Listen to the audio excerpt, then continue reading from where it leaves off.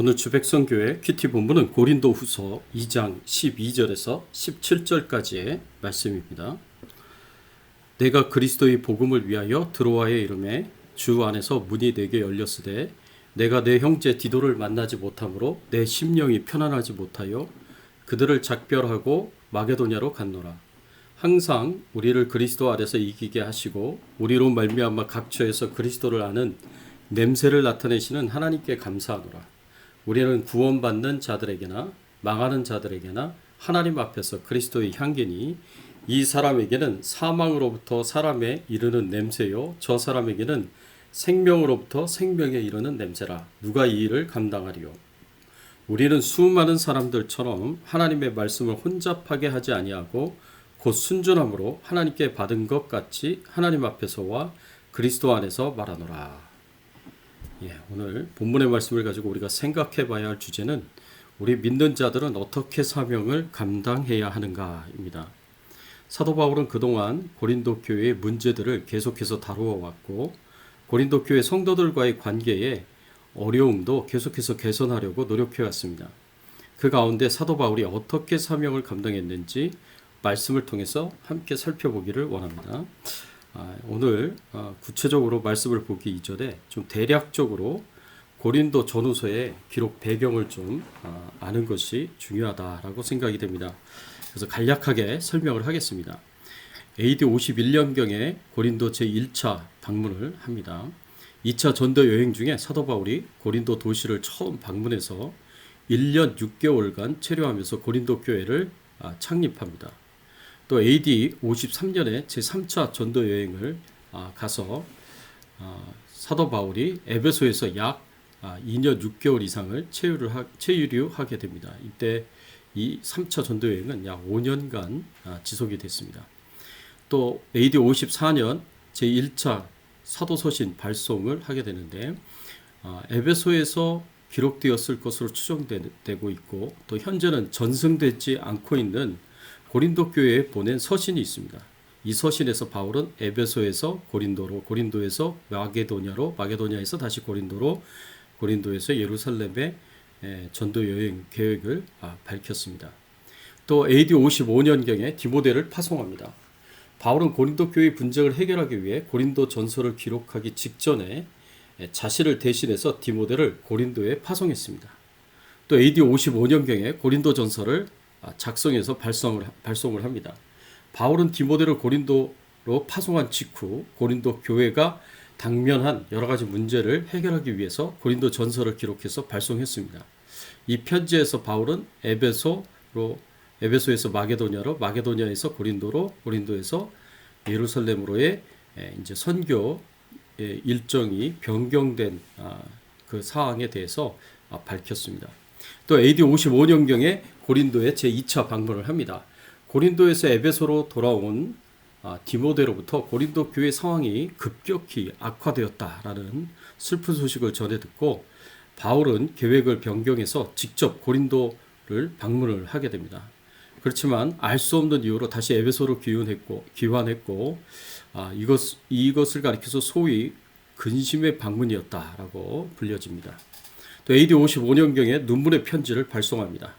고린도 교회의 온전한 회개와 개혁의 결과를 보지 못하고 다시 에베소로 돌아와야 했던 사도 바울이 눈물의 편지라고 불릴 정도로 굉장히 엄격하고 또 심각하고 애절한 그런 편지를 써서 디도를 통해서 고린도에 보냅니다. 이 편지는 현재 전승되지 않고 있습니다. 또 AD 56년경에 마게도냐 여행을 합니다. 바울은 눈물의 편지를 발송한 이후에 에베소에서 드로아를 거쳐 마게도냐에 이르게 되는데 이때 바울이 드로아에서 디도와 만나기로 약속했지만 만나지 못하고 마게도냐에 이르러서 만나게 됩니다.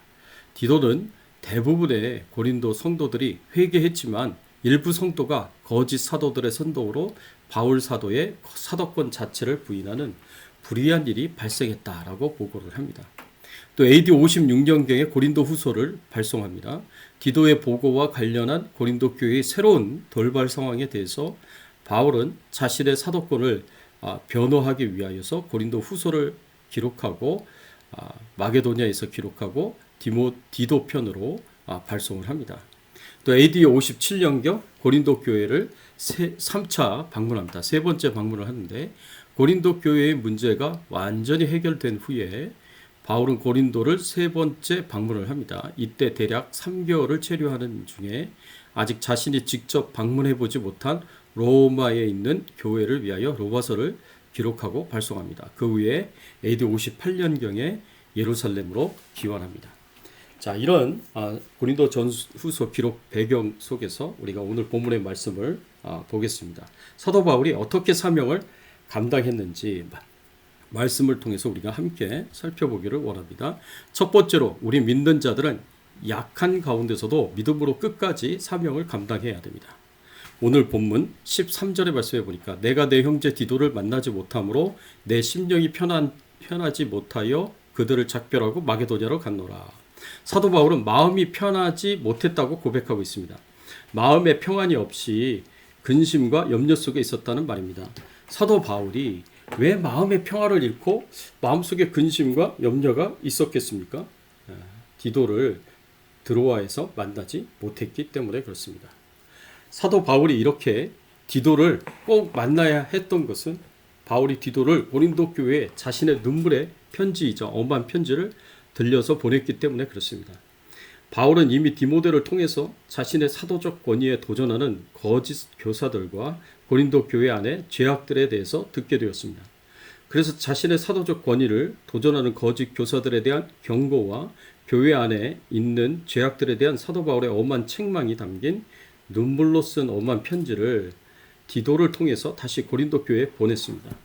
사도 바울은 이렇게 자신이 보낸 편지의 결과가 어떻게 되었는지를 몹시 궁금해하고 있었습니다.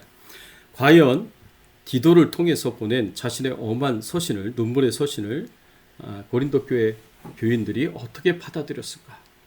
그들이 이 서신을 받고 바울이 전한 경고와 책망을 받아들였는지, 그래서 회개하였는지, 아니면 바울의 권위를 부정하고 도전하는 거짓 교사들의 말에 현혹되어서 이 경고와 책망을 무시하였는지, 바울로서는 초조하게 그 결과를 기다리고 있는 것입니다. 사도 바울의 이런 모습을 통해서 우리는 바울이 고린도 교인들을 얼마나 사랑하고 있었는지를 알 수 있습니다. 고린도 교인들의 소식을 듣기까지는, 고린도 교인들이 바울의 그 눈물의 엄한 서신을 받고 회개하고 죄악에서 돌이켰다는 소식을 듣기까지는 바울의 마음이 편하지 못하였고 평안이 없었습니다. 바울은 바로 이 소식을 들어야 하기에 드로아에서 디도를 만나기를 간절히 사모했던 것입니다. 사랑하는 성도 여러분, 성도들을 향한 사도 바울의 그 마음이 우리가 느껴질 수가 있습니다. 얼마나 고린도 교인들을 사랑했으면 그 교인들을 향한 근심과 걱정으로 마음이 평안을 잃어버릴 정도였겠습니까? 이것이 사역자가 가져야 할 마음입니다. 이것이 성도라면 누구나 다 배워야 할 마음입니다.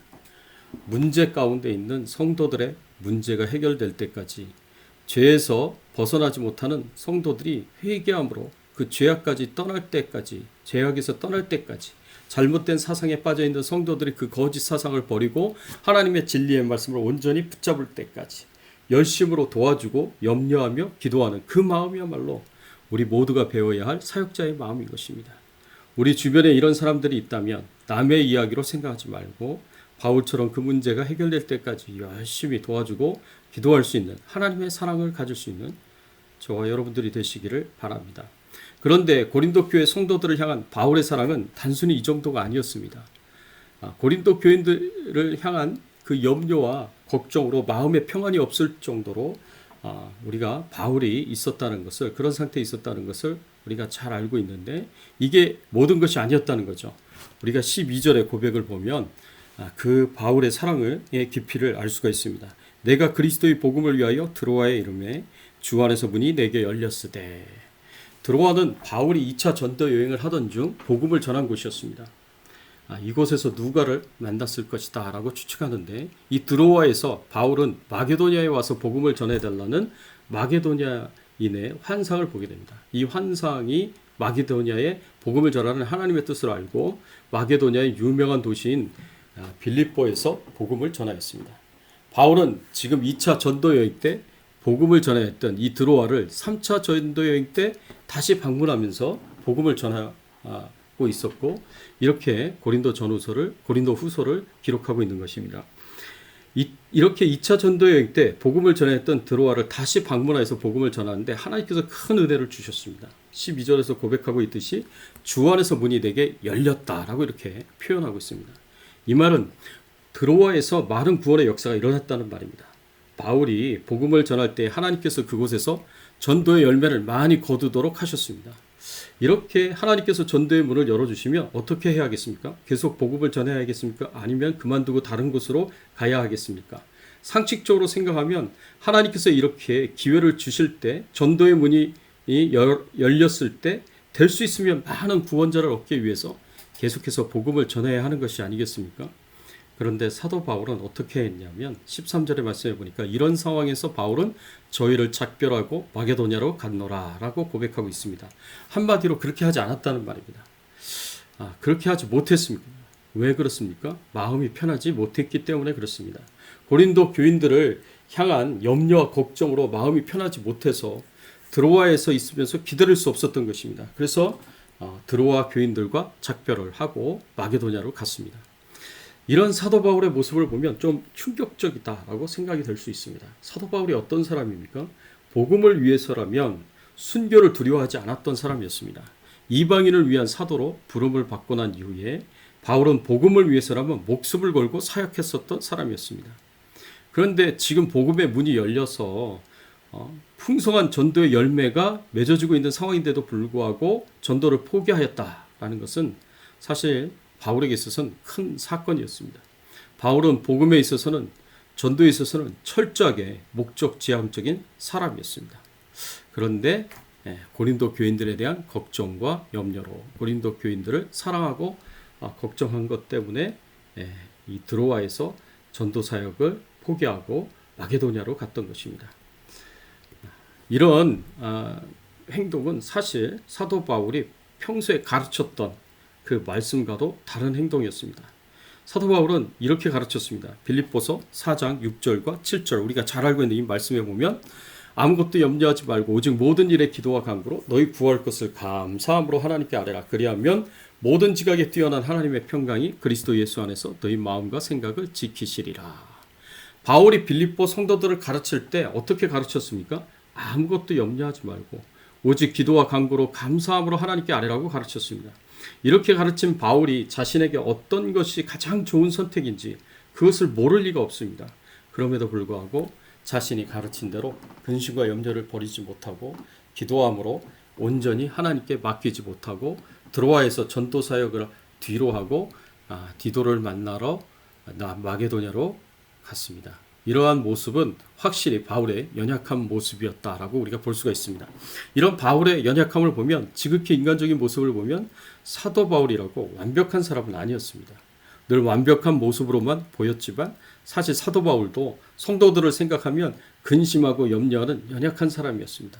바울이 이런 말을 하면 자신의 연약함을 다 드러내는 것인데도 불구하고 바울은 이런 고백을 솔직하게 다 합니다. 왜 그렇습니까? 그것은 자신의 연약함을 통해서 하나님께서 더 영광을 받으시기 때문에 그렇습니다. 고린도후서 12장 9절의 말씀에 보면 사도 바울이 이렇게 고백을 했습니다. 내게 이르시기를 내 은혜가 내게 족하도다. 이는 내 능력이 약한 데서 온전하여짐이라 하신지라. 이러므로 도리어 크게 기뻐함으로 나라 여러 연약한 것들에 대하여 자랑하리니 이는 그리스도의 능력이 내게 머물게 하려 함이라. 바울은 자신의 연약한 부분을 통해서 하나님의 능력이 온전하게 그리고 강력하게 나타난다라고 고백을 하고 있어요. 그래서 사도 바울이 훌륭한 사역을 하는 사역자였지만 그럼에도 불구하고 연약한 부분이 있었고요. 그런 연약한 부분이 있다고 하더라도 믿음으로 끝까지 사명을 감당하였고 하나님께서는 이런 바울을 기쁨으로 사용하셨다라고 우리가 볼 수가 있습니다. 두 번째로 우리가 생각할 것은 우리 믿는 자들은 그리스도의 향기를 드러내며 생명과 사망을 전달하는 사명을 감당해야 합니다. 15절과 16절의 말씀에 보면 이렇게 말씀하고 있습니다. 우리는 구원받은 자들에게나 망하는 자들에게나 하나님 앞에서 그리스도의 향기니 이 사람에게는 사망으로부터 사람에 이르는 냄새요 저 사람에게는 생명으로부터 생명에 이르는 냄새라. 누가 이 일을 감당하리요? 사도 바울이요 우리 그리스도인들은 구원받은 자들에게나 망하는 자들에게나 그리스도의 향기다라고 말씀하고 있습니다. 특별히 구원받은 자들에게는 생명에 이르게 하는 냄새지만 망하는 자들에게는 사망에 이르게 하는 냄새다라고 그렇게 말합니다. 사도 바울이 이것을 향기로 냄새로 표현한 것은 로마의 개선식과 연관지어서 한 표현입니다.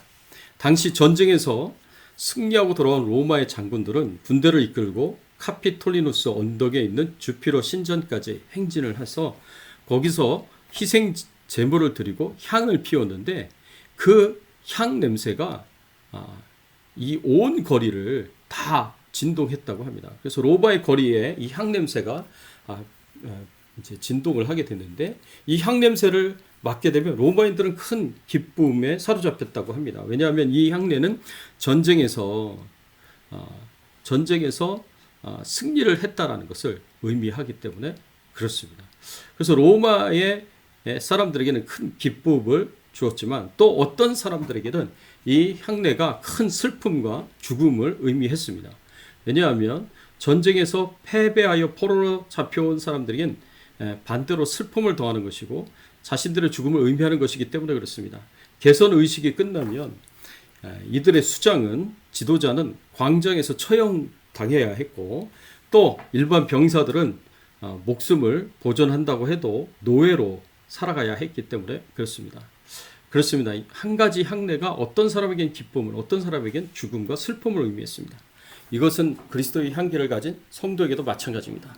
이 사람에게는 사망으로 쫓아 사망에 이르는 냄새요. 저 사람에게는 생명으로 쫓아 생명에 이르는 냄새가 된다고 했습니다. 그래서 우리 믿는 자들이 복음을 전하여 우리의 사명을 감당하는 것은 생명과 사망을 전달하는 것입니다. 우리가 전하는 복음이 생사를 결정하고 천국과 지옥을 결정하는 능력이 있습니다. 우리가 전하는 복음을 따라서 주님을 영접하는 자들에게는 생명이 임하지만 그렇지 않는 자에겐 영원한 사망이 임합니다. 그래서 우리 믿는 자들은 복음을 믿음으로 받아들인 자들에게는 생명을 전달하고 축복을 전달하는 자들입니다. 이렇게 우리가 어떻게 사명을 감당해야 할 것이냐, 사도 바울의 모습을 통해서 말씀을 통해서 영혼 구원을 위해서 쉬지 않고 복음을 전하는 일에 생명을 전달하는 일에 힘쓸 수 있는 저와 여러분들이 되시기를 예수 그리스도의 이름으로 축원합니다. 함께 기도하겠습니다.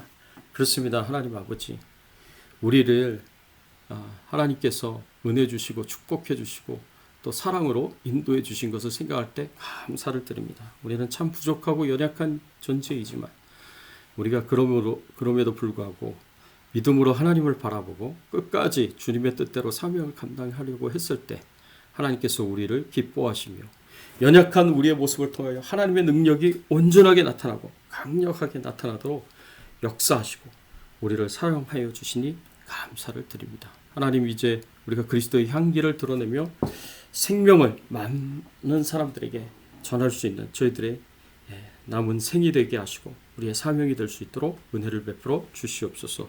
코로나19 바이러스로부터 우리 교회 식구들 모두를 안전하게 지켜주시고 생업의 현장에서 어려운 우리 성도님들을 지켜 보호하여 주시고 필요한 모든 것을 채워주시고 공급하여 주시고 연약한 가운데 있는 우리 모든 성도님들의 질병을 치유하여 주시고 하나님께서 온전히 회복시켜 주셔서 건강하도록 은혜 베풀어 주시옵소서. 감사드리옵고 예수 그리스도의 이름으로 기도드리옵나이다. 아멘.